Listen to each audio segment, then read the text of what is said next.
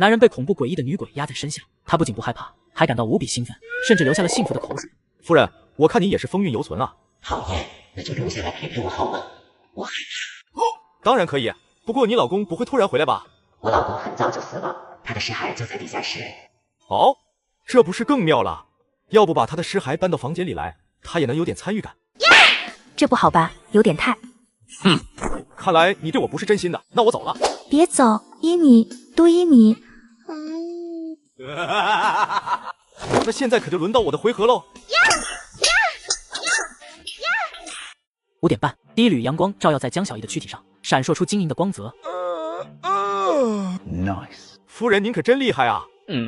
夫人看到女鬼一动不动，江小艺掰过女鬼的脸颊，这才发现她的脸表情扭曲僵硬，看上去似乎已经饮恨西北了。我可是听说你杀了好多个驱魔人，才想来看看你能带给我什么惊喜，结果还是差点火候嘛，真是不争气啊！他曾经是阴间之主，遭身边心腹暗算惨遭肢解，不过因为实力强悍，无法彻底被杀死，便被流放到了这个世界转生。好消息是，转生之前江小艺以秘术夺回了一部分身体控制，让其跟随自己一起转生。坏消息是，当时没细看拿到的是一部分。出生的时候，他直接把接生的大夫吓晕了，自己也被视为不祥被生出生，丢到了孤儿院。好在这个世界也有各种各样的诡异降临，不然我这阴间之主的身份才是真的一点用都没有，只能当个真正的普通人了。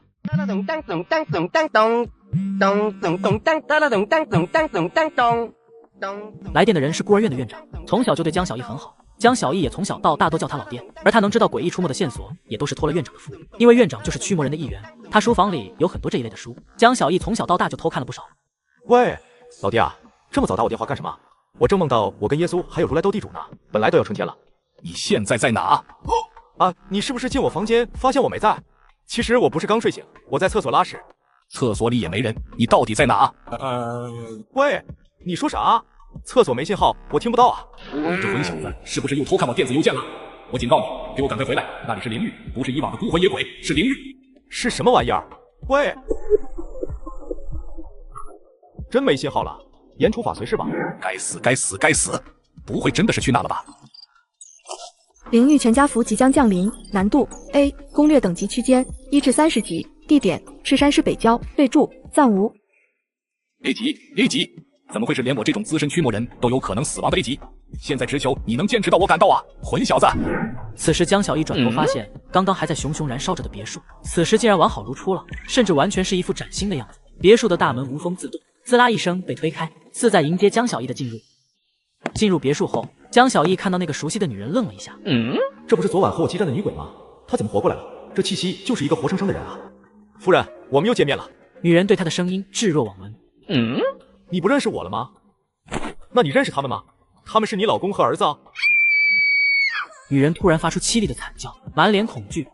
不是我，不是我干的。没关系的，都过去了。只要我在，我就不会让你想起这些痛苦的回忆的。不是我，不是我。好好好，不是你。江小艺一边轻声细语的敷衍着，一把将她公主抱了起来，然后按照记忆中的路线回到卧室，将女人丢在床上。嚯，之前跟废墟没啥区别，现在变得干干净净的。昨晚累了一身汗，正好去浴室洗个澡。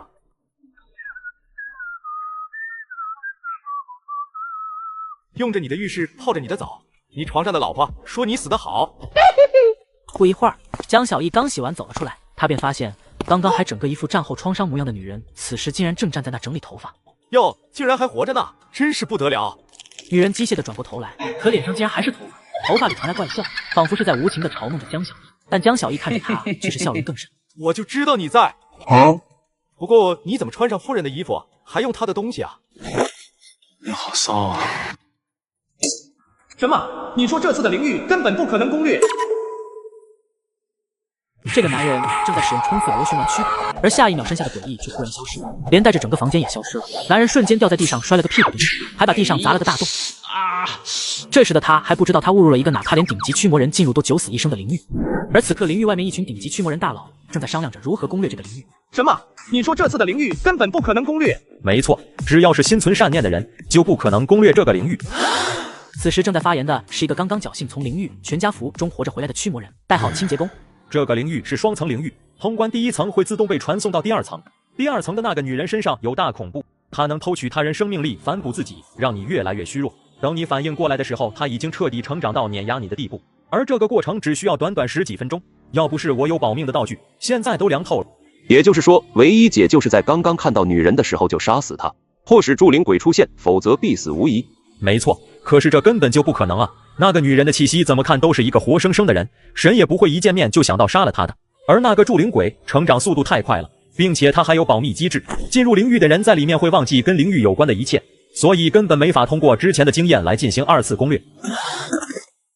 这就麻烦了，这种灵域哪怕是 S 级驱魔人也不一定能攻略，里面助灵鬼的能力注定了他遇强则强，哪怕勉强攻略了，最多也就只能得到一个及格的评分。灵域攻略成功后会有结算评价，而结算评价分别为不及格、及格、良、优、完美，及格以上就能存活。可是如果评价得不到良以上，灵域就还是会降临，而灵域降临现世后，整个赤山市将化为一片鬼域，所以这根本就是死循环。正在会议室的气氛陷入死寂的时候，突然会议室中出现系统公告：灵域全家福攻略成功，降临终止，评价无法复刻的极致，攻略者选择了不公开。无法复刻的极致，这个评价我怎么从来没见过？这种恐怖的灵域会是谁攻略的呢？原来最高的评价不是完美吗？不是我的肉夹馍哪去了？咋突然消失了？不过你还真别说，虽然他分不清正反面，但是却别有一番滋味。之前江小艺正搁那修炼螺旋丸，猛猛旋转，突然身下的床就消失了，结结实实摔了个屁股，回过神来，发现自己正身处一片荒野，面前还有一块半透明的诡异面板。江小艺此刻看着眼前突然出现的系统面板，整个人都是懵的。全家福攻略完成，攻略评价无法复刻的极致，获得额外奖励，探索度100%，获得额外奖励，获得成就5，一不挑食，无论是什么物种，对你来说凑合也能用。2位亡人的倾心，你能听到他亡夫的低语，但你不在乎。3我的目标很明确，无论身处怎样的环境，你只想冲锋。4神探，你一眼就看出了真正的凶手。增益，每次进入解谜类领域将随机出现一次重要提示。5偷渡者，你是近10年来唯一不通过其他驱魔人的推荐，以凡人之躯成功攻略领域成为驱魔人的人。增益，获得一份神秘福袋。我丢，刚刚是灵域，难道我终于要成驱魔人了？哈哈哈！江小艺抑制住心里的兴奋，其实在他刚刚看到瘫坐在地上的女人之前，就已经洞察了一切，当即就看出她已经被寄生了一半。为了引出那个鬼，江小艺这才给了他装神弄鬼的机会。本来以为是灵异复苏力度变大，结果居然是误打误撞进入灵域了。原来是灵域啊，那就没法常来看看了。可惜了，还挺怀念那像是抹了薄荷牙膏似的清凉感觉。妙啊！摇摇头，他又更加认真地研究起了眼前的面板。序列编号114514，代号，请命名。以下为全家福攻略奖励：基础奖励，通用点数1000，治愈合计5，立刻恢复50%生命值。江小艺看着这些奖励，他的眉头越皱越深。魅魔边框、丝绸睡袍，还有个看似是好东西，但是最后肯定是100%抽出垃圾的福袋，感觉用处都不大。这特么不就是夫人身上那件睡袍吗？不过穿在里面倒也不是不行。出门在外正经人谁扒人家衣服啊？现在就剩这个福袋没开了，看看能出啥好东西。总感觉大概率是垃圾。点击开启之后，福袋便在一阵金光中消失，取而代之的是一截枯败的手掌。嚯，出金了！难道20年来积攒的运气就是为了这一天？江小艺满脸兴奋地仔细端详起来这个物品的详细资料。邪神的左手碎片4，深渊邪神的部分碎片，佩戴后你可以借用他左手的一部分力量。品质禁忌，建议使用等级20，碎片4全能，完全护甲穿透，攻击无视物理抗性。备注1，此道具并非真正的邪神左手，可在真实世界使用，每使用一次，你便能更清晰地听到他的呼唤，请谨慎使用。备注2，搜集另外3份碎片后，你可以获得完整的邪神的左手。邪神的呼唤，让我看看什么掉毛敢在我面前自称邪神。江小艺二话不说，直接佩戴上。戴上的瞬间，他就感觉左手有些发胀，像是要被撑爆了一样。同时，他的耳边出现了意义不明的呢喃声。建议使用等级20，我现在的等级只有1，所以这么勉强吗？这样别说攻击，提个东西都费劲啊。不过这呢喃声为何觉得有点耳熟？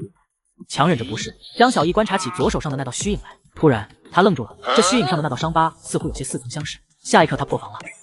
我去，这他喵不是前世我的左手吗？我自己开除了我自己。男人浑身上下只有一个部位是原装，而他现在却在福袋中开出一具身体碎片。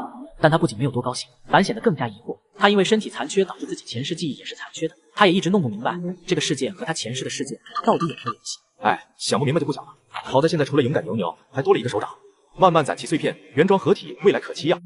但江小艺明白，金色奖励没那么容易获得。他这次也是在生死之间穿插系统，才攻略的这个领域，才得到那么一个福袋。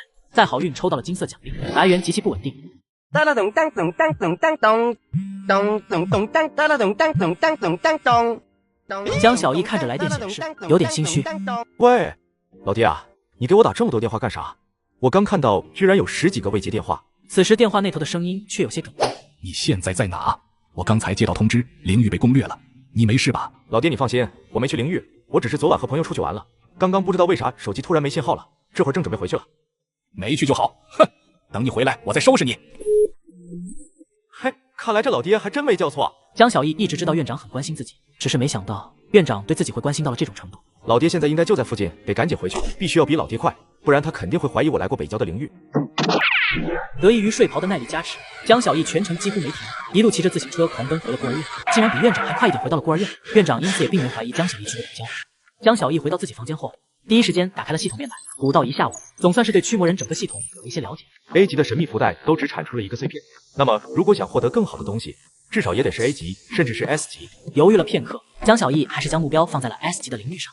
虽然危险，但是攻略后的回报肯定也是丰厚的，并且他在全家福灵域里面还得到了一个复活币，值得一搏。江小艺在一堆灵域池里学了很久，终于看到了一个1级就能选择的 S 级灵域。24-8，这是有24个人进入，但只有8人存活，2/3的死亡率比大部分的灵域强多了。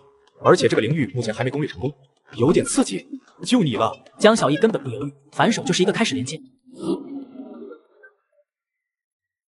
灵域名称：无限监牢，无数罪恶之人被关押在名为黑塔的监牢中，等待最终考核。你作为第7批新任监管者，目标是要解脱那些迷失的灵魂。本场灵域驱魔人数量4，难度 S。任务目标1：寻找黑塔的秘密。任务目标2：待开启。注：现实世界1秒为灵域时间1000秒。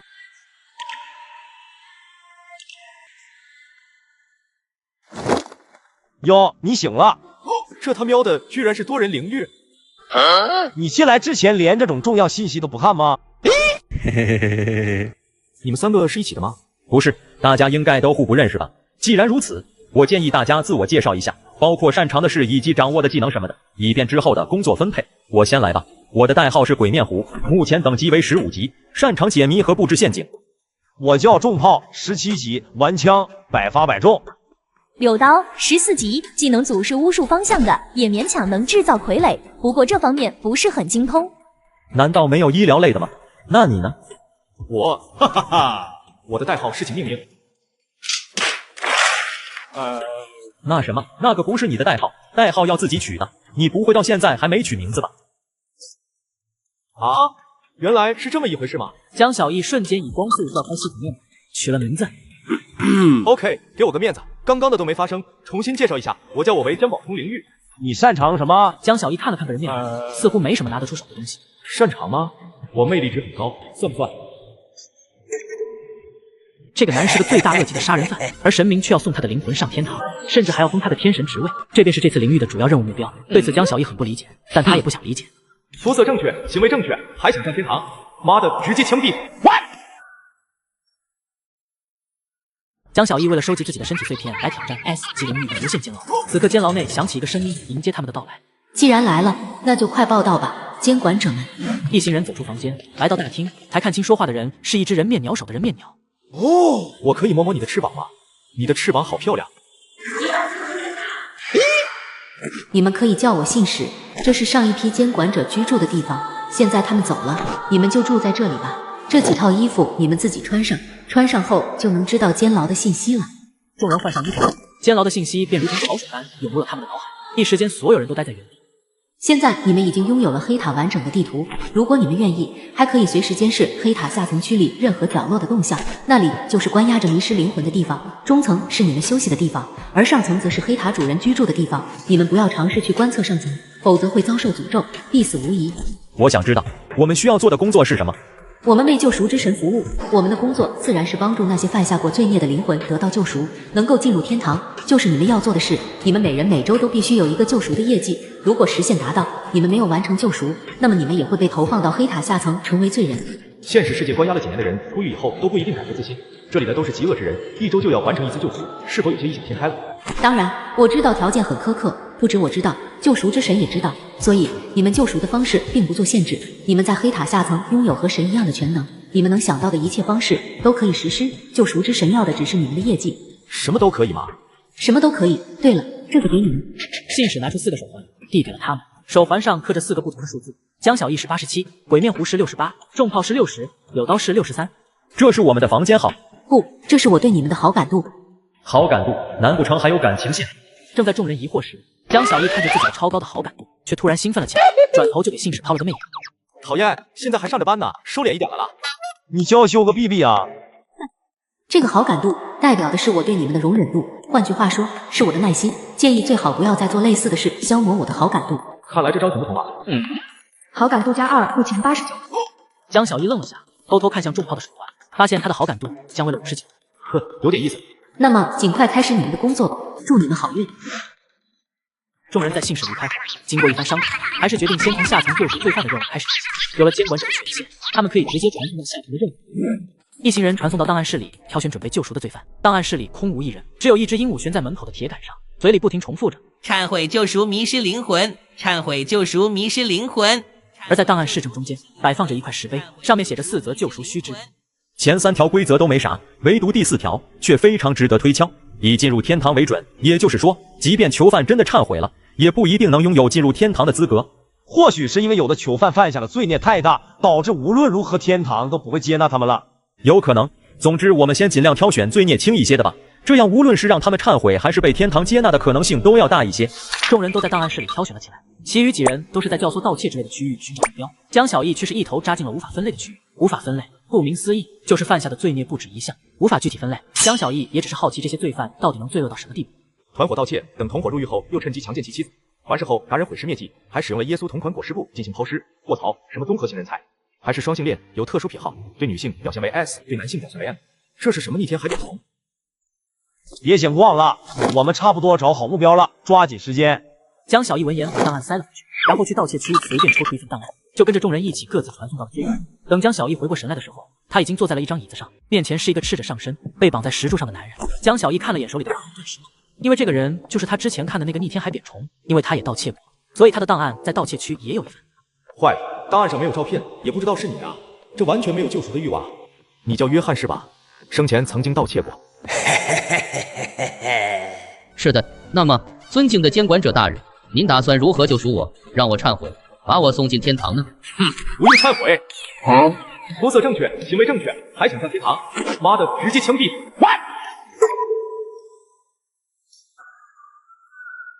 别人都在房间里坚持了3小时，而这个男人进去5分钟就完事出来。